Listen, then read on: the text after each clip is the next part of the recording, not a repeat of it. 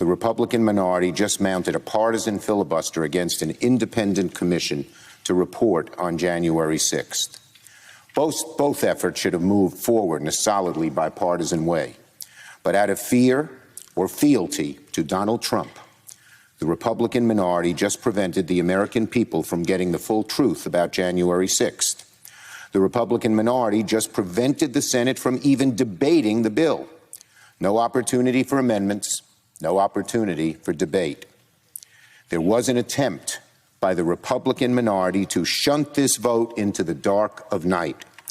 But because of today's Senate time agreement, it was done in broad daylight. The American people will see how each Republican senator voted. Now, this should have been simple.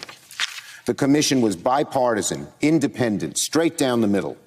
House Democrats accepted every change that House leadership requested. Speaker Pelosi and I supported and still do support the changes Senator Collins proposed. And we told that to other senators. Senate Republicans for months publicly supported the idea of a commission. But now, all of a sudden, the Senate minority and the Senate minority leader waged a partisan filibuster against the bill. This vote has made it official. Donald Trump's big lie has now fully enveloped the Republican Party. Trump's big lie is now the defining principle of what was once the party of Lincoln. House Republicans canned Congresswoman Cheney for the crime of telling the truth that Joe Biden is president. Republican state legislatures, seizing on the big lie, are conducting the greatest assault on voting rights since the beginning of Jim Crow. Republicans in both chambers are trying to rewrite history and claim that January 6th was just a peaceful protest that got a little out of hand. And now this, a partisan blockade of a simple, independent, bipartisan commission. I've heard all the excuses why Republicans are opposing this bill. It's too early. It goes on too long. It's not needed. Almost all of these excuses are meritless and were invented in the past 2 weeks.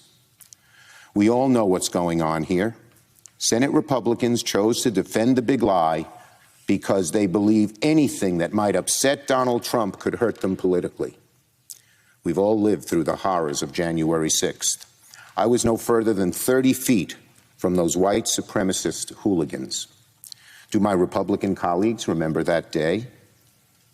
Do my Republican colleagues remember the savage mob calling for the execution of Mike Pence, the makeshift gallows outside the Capitol?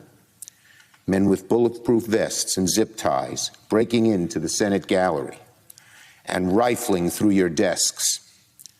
Police officers crushed between doorways. Shame on the Republican Party for trying to sweep the horrors of that day under the rug because they're afraid of Donald Trump. Our democracy has long endured because leaders of good faith, even if they disagreed, even at political cost, shared a fidelity to the truth. Not so today. I hope this is not the beginning of an effort by Senate Republicans to prevent this chamber from debating reasonable, common-sense legislation. We will soon see. After the state work period, I will bring forward legislation that would help provide equal pay for women. Will our Republican colleagues let the Senate debate the bill, or will they engage in another partisan filibuster of urgent legislation? We will soon see.